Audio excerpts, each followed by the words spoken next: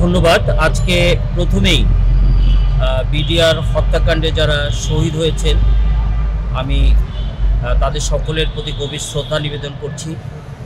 সেই সাথে এখনও যারা নানা কারণে হয়রানির শিকার হয়ে মানবতার জীবনযাপন করছে আমি তাদের অচিরেই তারা যেন ন্যায় বিচার পায় আমি বর্তমান অন্তর্বর্তী সরকারের কাছে এই প্রত্যাশা করছি। আপনারা ইতিমধ্যেই স্পষ্ট হয়েছেন যে এই বিডিআর হত্যাকাণ্ড ছিল ফ্যাসিবাদের একটি গভীর ষড়যন্ত্র।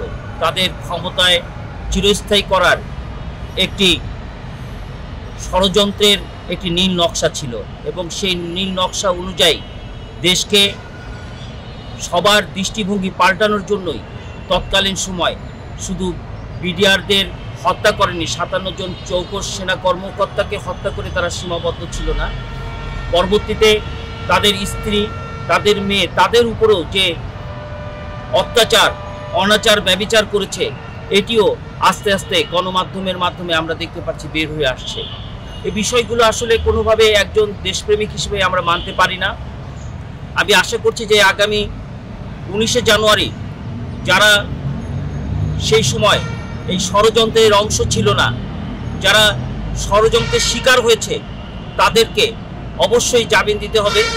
তাদেরকে মুক্ত বাতাসে তাদের জামিন দিয়ে তাদের যে এই এত বছরের যে তাদের জীবন থেকে চলে গেছে তাদের সম্পূর্ণ ক্ষতিপূরণ আমি দেওয়ার জন্য অন্তর্বর্তী সরকারের কাছে আমি দাবি করছি।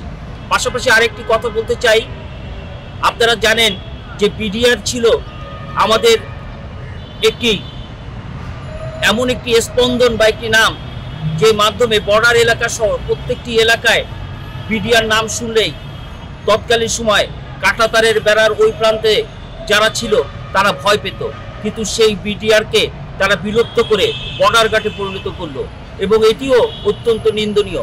আমি আশা করব যে বাংলাদেশের এই বিডিআরের ঐতিহ্য ফিরিয়ে এনে আবার এই বর্ডার গার্ড বন্ধ করে বিডিআরকে পুনরায় চালু করতে হবে।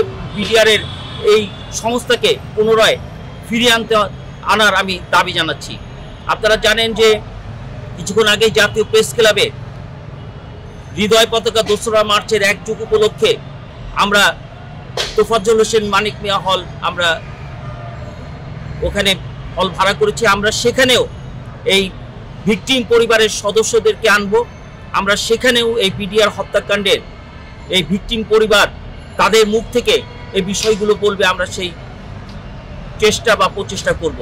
আমি পরিশেষে একটি কথা বলে শেষ করতে চাই যে কোনো হত্যাকাণ্ডের আপনাদেরকে একটু জানাতে চাই যে আগামী 19শে জানুয়ারি যদি যারা ষড়যন্ত্রের শিকার হয়েছে, রোশনালের শিকার হয়েছে, তারা যদি ন্যায় বিচার না পায়, আমরা আমাদের বাংলাদেশ জাতীয় মানবাধিকার সমিতির পক্ষ থেকে এই ভিকটিম পরিবারকে সাথে নিয়ে আমরা মানববন্ধন সহ আমরা সরকারের সংশ্লিষ্ট জায়গায় আমরা স্মারকলিপি প্রদান করব।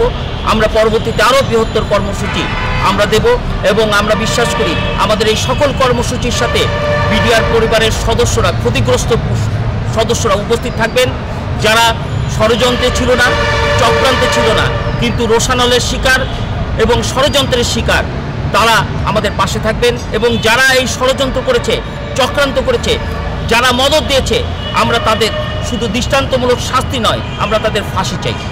ধন্যবাদ।